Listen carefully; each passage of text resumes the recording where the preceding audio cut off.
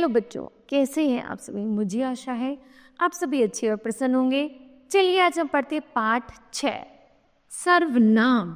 करते हैं इस पाठ की शुरुआत।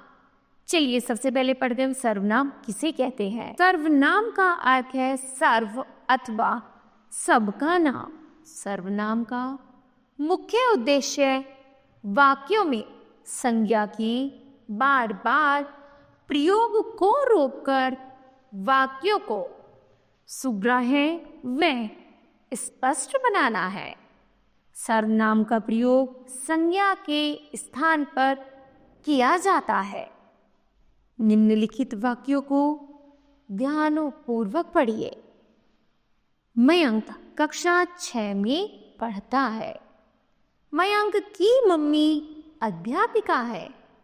मयंक के पिता एक डॉक्टर है। मयंक पढ़ने में होशियार है। मयंक को सभी बहुत प्यार करते हैं। उपयुक्त वाक्यों में मयंक शब्द का प्रयोग बार बार हुआ है। इससे ये वाक्य पढ़ने में अटपटे लग रहे हैं। अब इन्हीं वाक्यों को पुनः पढ़िए। चलिए पढ़ते हैं। मयंक कक्षा 6 में पढ़ता है। उसकी मम्मी एक अध्यापिका है। उसके पिता एक डॉक्टर है। वह पढ़ने में होशियार है। उसे सभी बहुत प्यार करते हैं। इन वाक्यों में प्रयुक्त रंगीन शब्द सर्वनाम है। इन शब्दों के प्रयोग से इन वाक्यों का अटपटाना भी दूर हो गया है। साथ ही भाषा में गति और प्रवाह भी आ गया है। इस प्रकार ये वाक्य सुंदर और प्रभावशाली बन गए हैं। आगे हैं सर्वनाम के भेद। सर्वनाम के निम्नलिखित 6 भेद होते हैं। पहला पुरुषवाचक सर्वनाम, दूसरा निश्चयवाचक सर्वनाम, तीसरा निश्चयवाचक सर्वनाम, नंबर 4 है संबंधवाचक सर्वनाम, प्रश्नवाचक सर्वनाम और नंबर 6 पर है निजवाचक सर्वनाम। चलिए सबसे पहले हम पढ़ते हैं पुरुषवाचक सर्वनाम किसे कहते हैं।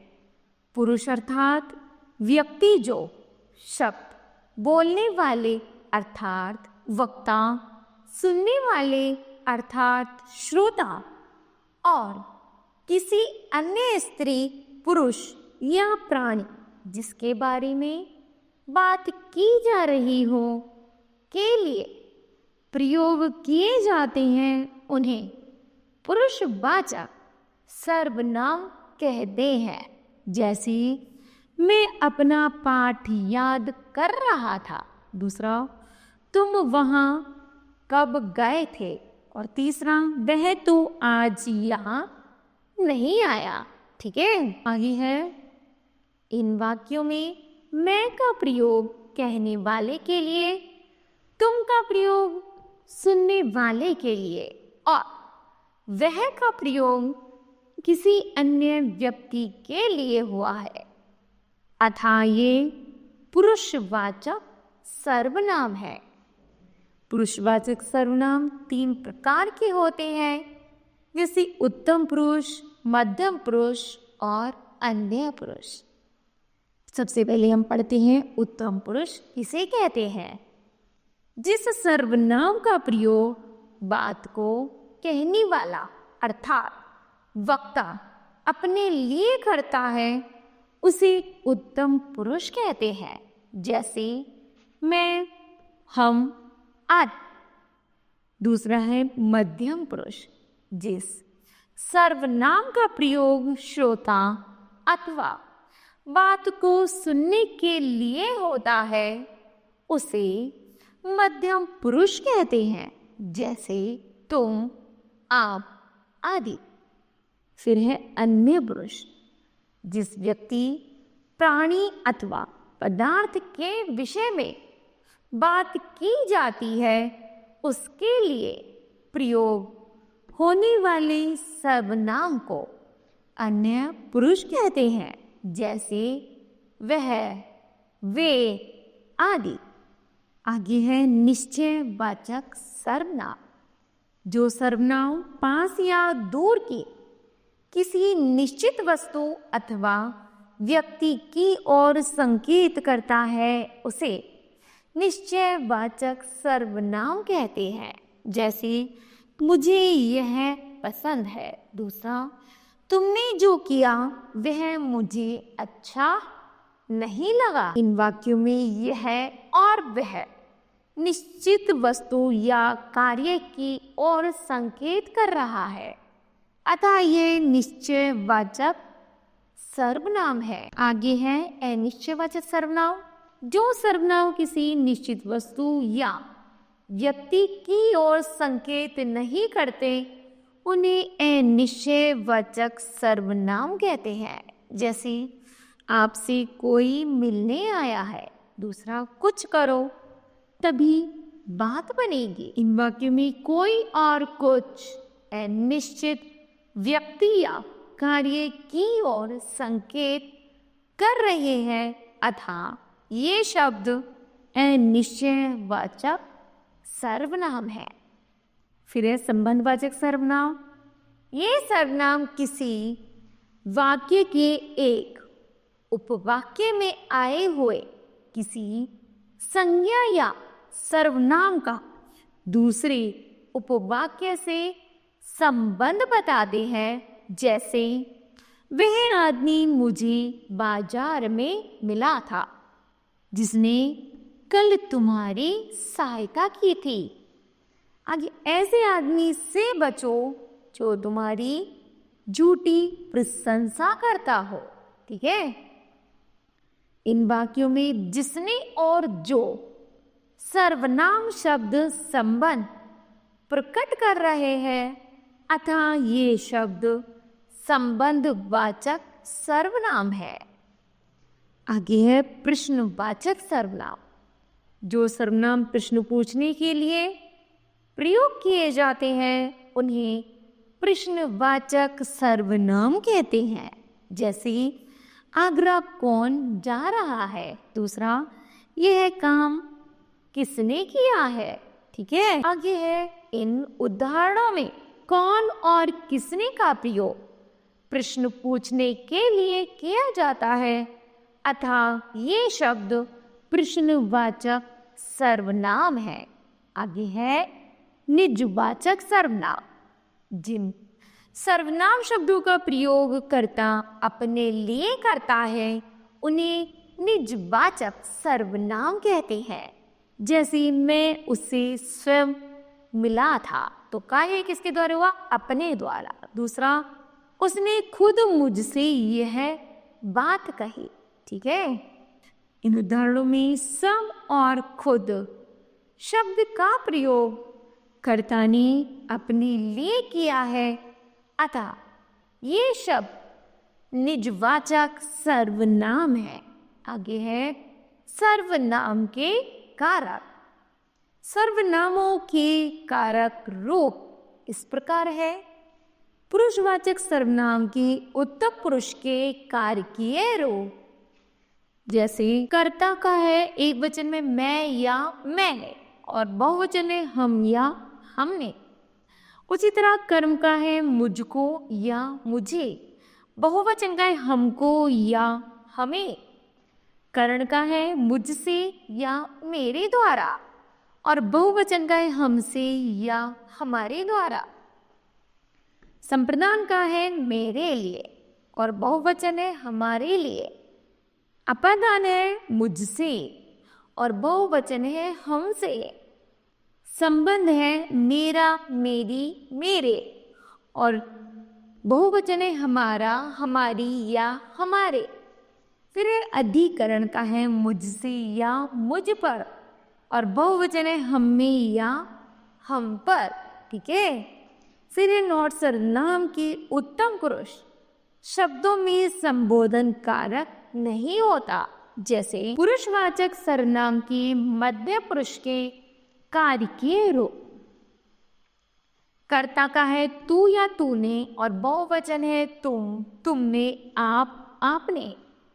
कर्म है तुमको या तुझे, बहुवचन है तुमको, तुम्हें, आपको। करण का है तुझसे, तेरे द्वारा, बहुवचन है तुमसे, तुम्हारे द्वारा, आपसे, आपके द्वारा।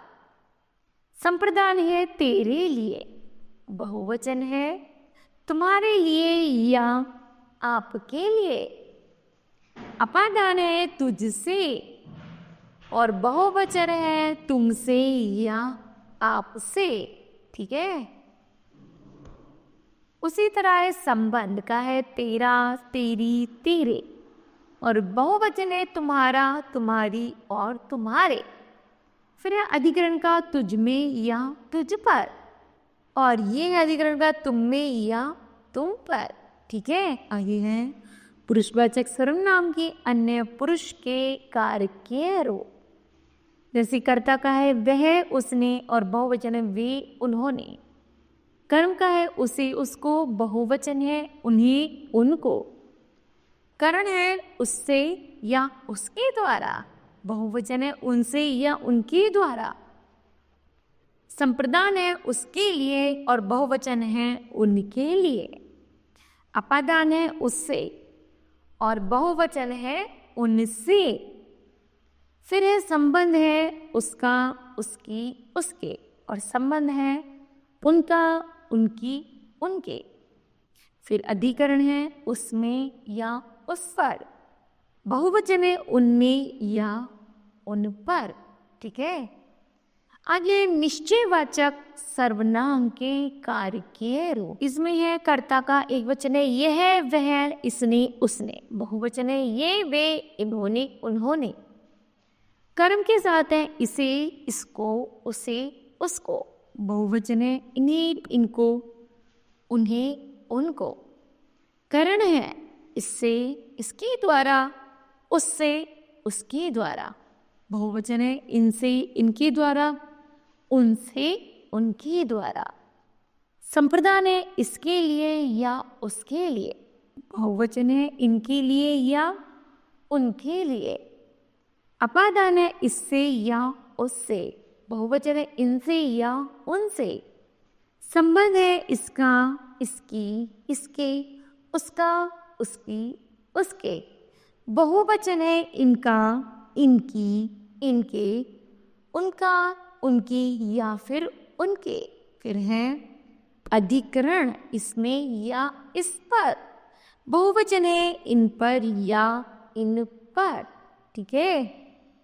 आगे है निश्चयवाचक सर्वनाम के कार्य के रूप। ये है कर्ता का है एक वचन में कोई या किसी ने। बहुवचन कहता है किन्हीं ने, कुछ ने। कर्म कहता है किसी को। बहुवचन कहता है किन्हीं को या कुछ को। करण कहता है किसी से या किसी के द्वारा और बहुवचन कहता है किन्हीं से, कुछ से, किन्हीं के द्वारा या कुछ के द्वारा। संप्रदान कहता है किसी के लिए। अपादान बहुवचन कहता है किन्हीं के लिए, कुछ के लिए। अपादान कहता है किसी से, कहता है किन्हीं से या कुछ से।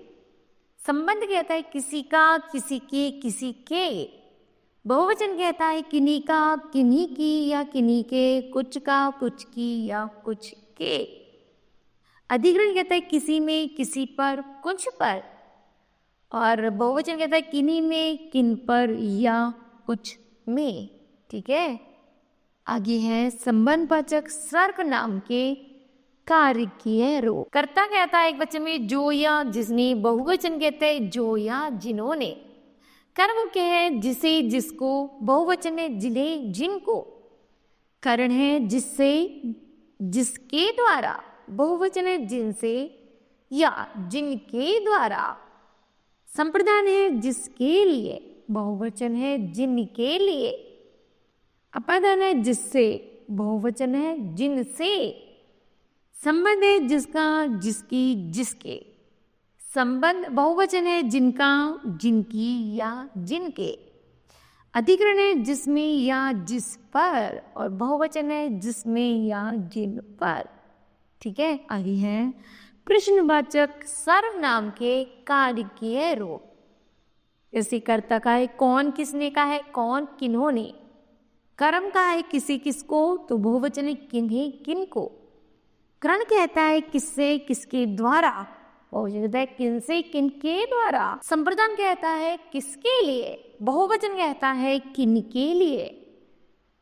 अपादान कहता है किससे, बहुवचन कहता है किनसे। संबंध कहता है किसका किसकी किसके, बहुवचन कहता है किनका किनकी या किनके।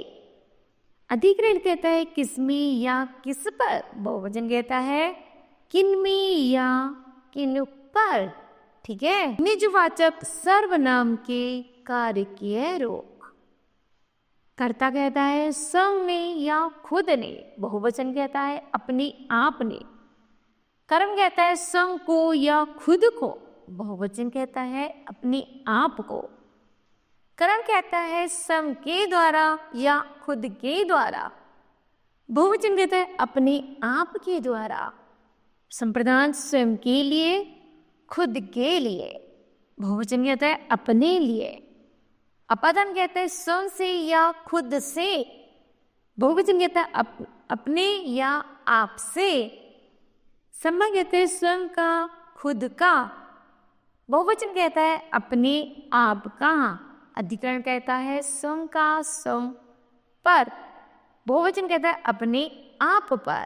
इस तरह बच्चों यह कार्य तालिका खत्म होती है। तो बताओ आपने इस पाठ से क्या सीखा। तो हमने सीखा संज्ञा के स्थान पर प्रयोग होने वाले शब्द सर्वनाम कहलाते हैं।